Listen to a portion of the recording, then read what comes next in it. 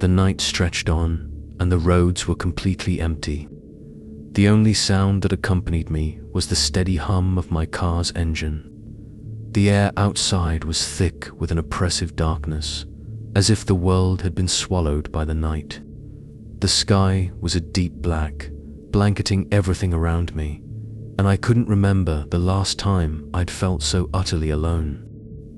My mind started to drift, the weight of isolation creeping into my thoughts.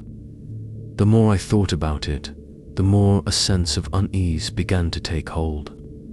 The silence around me was unnerving, and I couldn't shake the feeling that something wasn't right. As I drove, trying to keep my mind occupied, I suddenly noticed a set of lights in the distance. A police car. At first, I didn't think much of it, assuming it was just another vehicle on the lonely stretch of road. But as the car came closer, I felt something shift. There was something off about it. Instead of passing by me, it slowed down and stopped directly in front of me, its headlights blinding and harsh in the dark night. My heart skipped a beat, and a wave of dread washed over me. This wasn't normal. I could feel my hands begin to tremble on the steering wheel.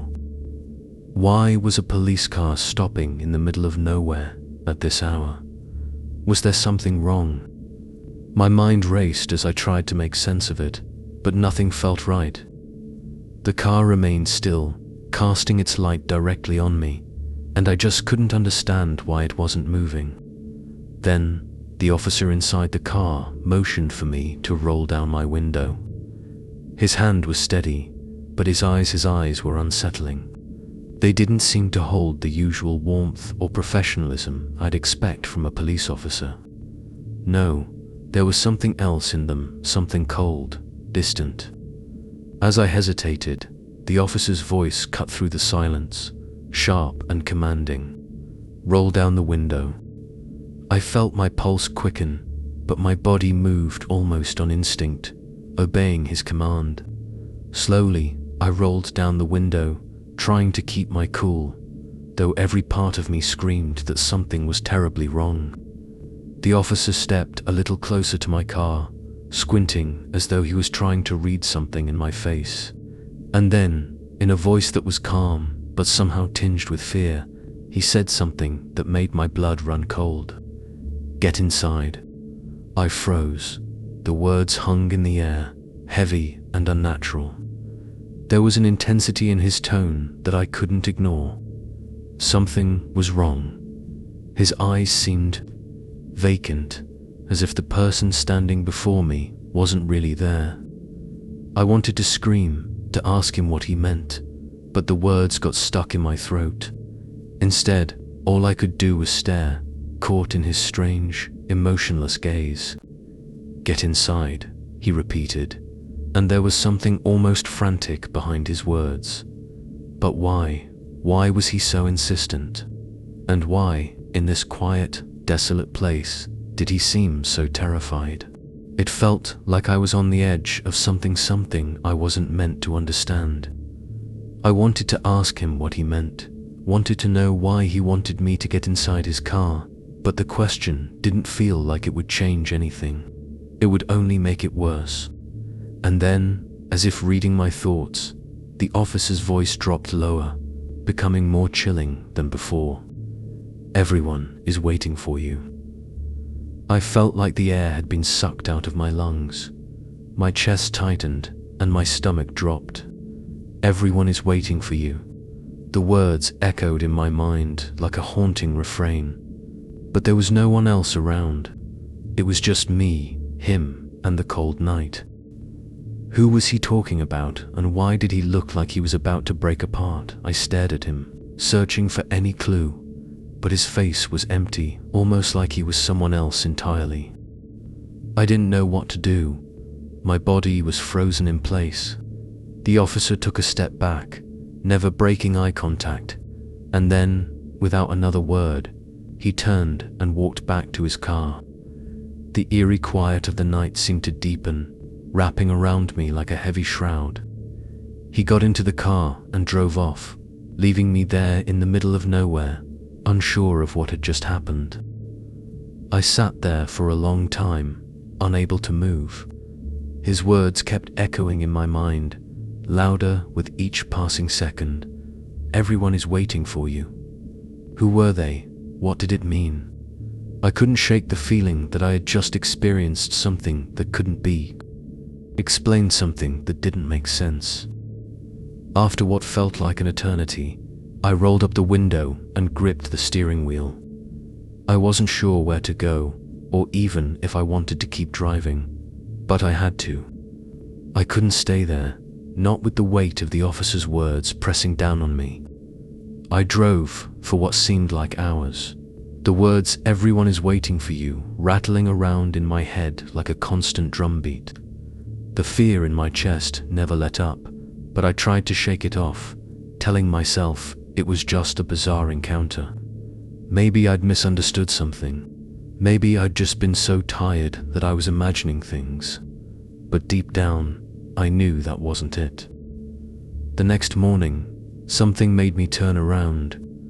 I needed to know if I was just imagining the whole thing, if it was just some weird, isolated moment of stress. So, I drove back along the same stretch of road, hoping to find some sign of the officer, hoping to make sense of what had happened. But when I reached the spot where he had stopped me, there was nothing. No police car, no officer. It was just an empty road. But then, as I drove past the nearest town, I tuned into the radio. The news anchor's voice cut through the air, and I froze when I heard the words. A police officer is under investigation after experiencing an abnormal disappearance. The officer has been reported missing, and no one has seen him since last night. My heart dropped. I knew exactly who they were talking about. The officer who had stopped Mihei had vanished just hours after our encounter. No one knew where he had gone. No one could explain his disappearance. My mind reeled. I felt a cold, creeping dread settle over me as the radio continued to broadcast the details of his disappearance. The officer who had stopped me was the same one who had disappeared, but I had seen him. I had spoken to him. He had been real. "Everyone is waiting for you," he had said. What did it mean? Was I a part of whatever had happened to him? Or had I been caught in some twisted version of reality? As I drove further down the road, I glanced in my rearview mirror, half expecting to see the police car behind me. But there was nothing. Only the dark, empty road stretching out ahead. But I couldn't shake the feeling that something had changed, that something had shifted, and whatever that officer had warned me about it was far from over.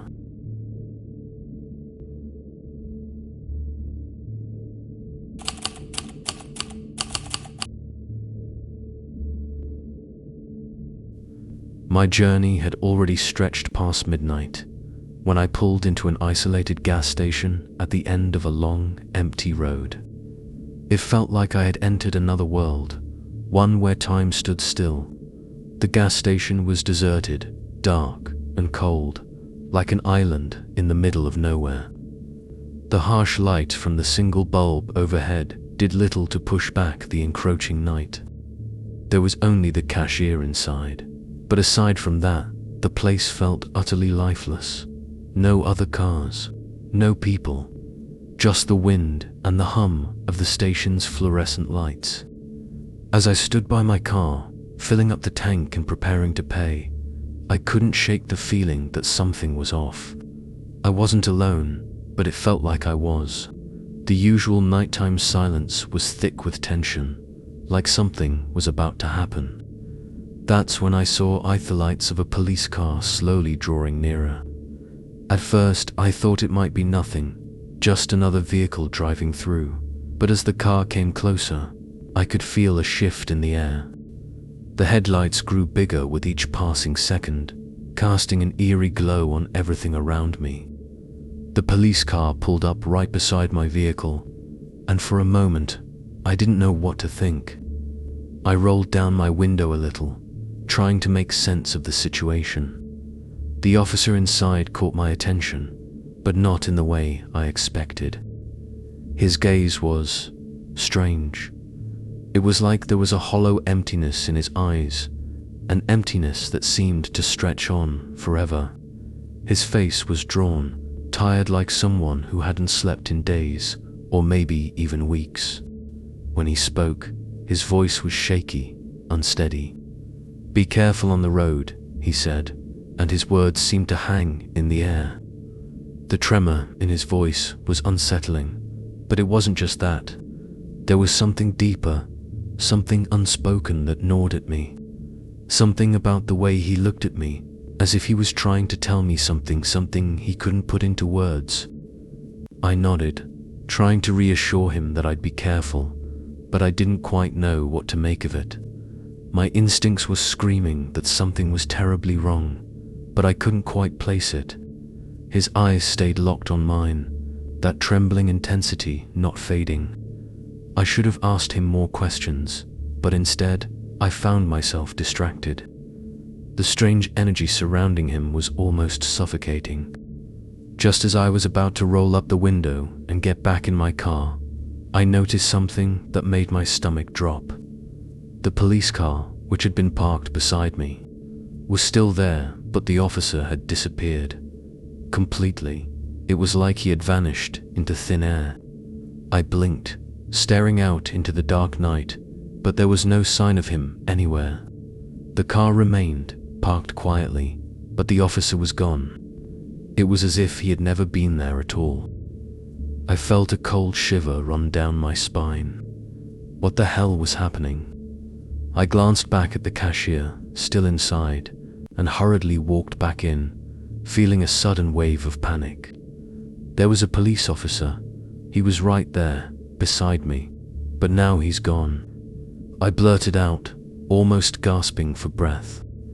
The cashier looked at me, his eyes wide with disbelief. "There's no police officer here," he said, his tone tinged with something I couldn't quite identify. It wasn't just confusion. It was something else, like he knew more than he was letting on. The way he looked at me sent a chill down my spine. I didn't know what to make of it, but I couldn't shake the feeling that I had just seen something I wasn't supposed to see. I quickly left the gas station, getting back into my car. My mind was racing. What the hell had just happened? What was going on? I couldn't stop thinking about the officer's trembling voice and those empty eyes. His warning echoed in my mind. "Be careful on the road." And I didn't understand why, but in that moment, I knew I had to leave, fast. The next morning, I saw the news. A police officer had gone missing the night before. A man who had disappeared under strange circumstances. The news report described him as last seen on the very road where I had encountered him. I felt the air leave my lungs. The officer from last night, the one who had warned me, was the same officer they were reporting as missing. He had vanished without a trace, just hours after our encounter. The pieces fell into place, but they didn't make sense.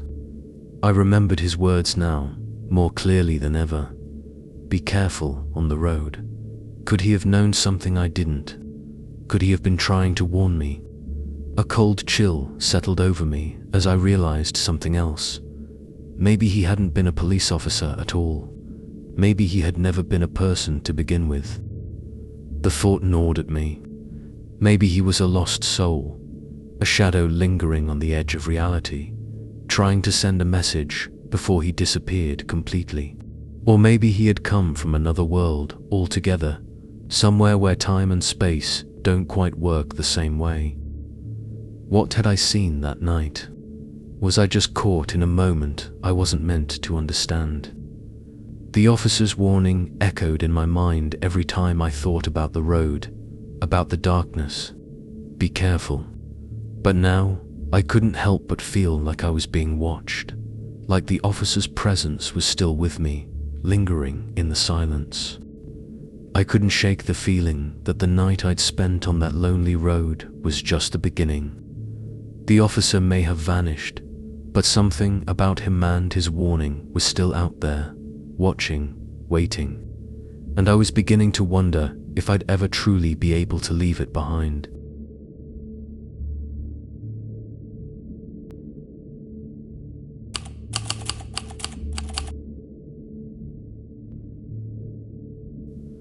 That day had started out like any other. I finished my work, had a quick dinner, and headed home. When I opened the door and stepped inside, everything felt exactly as it always did. The silence of my apartment was comforting. It was my space, my solitude. I turned on my computer, checked my emails, and settled into my usual routine. There was no one else here, just the quiet hum of my own thoughts. I was used to being alone, maybe even more than I should have been. But that night, something was different. It was around 9 p.m. when the doorbell rang. I froze for a moment. No one ever came by at this hour. I wasn't expecting anyone, but I reluctantly walked over to the door and peered through the peephole. Standing on the other side was a police officer. I wasn't sure why, but his presence felt off, like something was wrong. His eyes were focused, but distant, like they were seeing something that wasn't there. "Are you home alone?" he asked in a flat, almost rehearsed tone. My heart skipped a beat. I wanted to say something, but the words didn't come out right. I could feel the fear creeping up my spine. Something about the way he looked at me made the air feel thick and suffocating. "Yes," I managed to say, though it almost felt like the words came out of their own accord, as if I wasn't in control of them. The fear inside me was starting to grow, but I couldn't figure out why. Something wasn't right. The officer didn't move. Instead, he just stared at me, his eyes never leaving mine. "Can I come in?" he asked, his voice softer now, but still unsettling. My mouth went dry. I wanted to say no, but my body didn't respond. He took a step forward, and I felt my legs move on their own, allowing him to cross the threshold into my home. Once the door was shut behind him, everything felt off. The light in the room seemed dimmer, as if the walls were closing in. The air became heavier, like something was pressing down on me. I couldn't explain it, but I felt trapped. His eyes, which had already seemed strange before, were now deeper, darker, as though he wasn't even human anymore. "Is everything okay?" he asked, his voice low and slow. The question sent a chill through me. I couldn't answer him, not with words. I just nodded, but even that felt wrong, like I wasn't supposed to respond at all. The officer continued to watch me with that same unnerving gaze. It was like he was trying to look right through me, into something deeper that I didn't want to see. "Come with me," he said. His voice was even softer now, almost like a whisper, but it felt like an order. I wanted to scream, to run away, but I couldn't. I was moving, my feet following his every step, though I had no idea why. I couldn't stop myself. Fear coursed through me, but it was as if my body was no longer my own. Then, I felt something else, a presence. I could sense another police officer nearby, but when I turned to look, there was no one there. The air around me seemed to hum with tension, and I couldn't shake the feeling that something was terribly wrong. As I glanced toward the door, I thought I saw a shadow, a fleeting shape in the corner of my vision, but when I looked again, it was gone.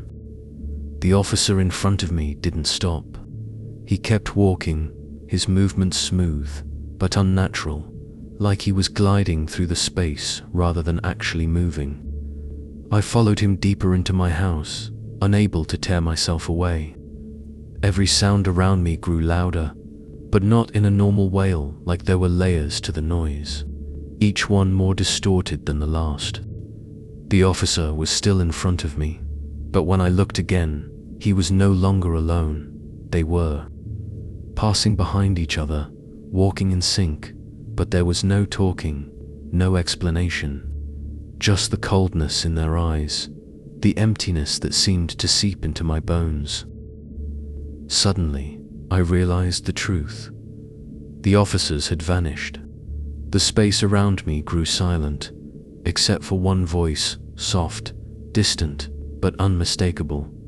"Are you home alone?" I wanted to scream, to shout, but I couldn't.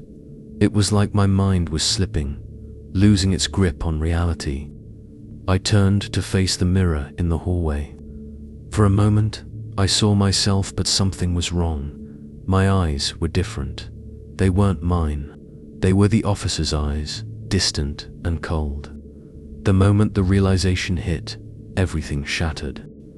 The officer who had entered my house wasn't real. He was the missing officer, the one they had been searching for, the one whose disappearance had gone unnoticed. He wasn't a person. He was something else, something that had crossed into my world. He was here to warn me, to make me listen, to tell me something. "Don't go back," he had whispered, his voice echoing in my mind.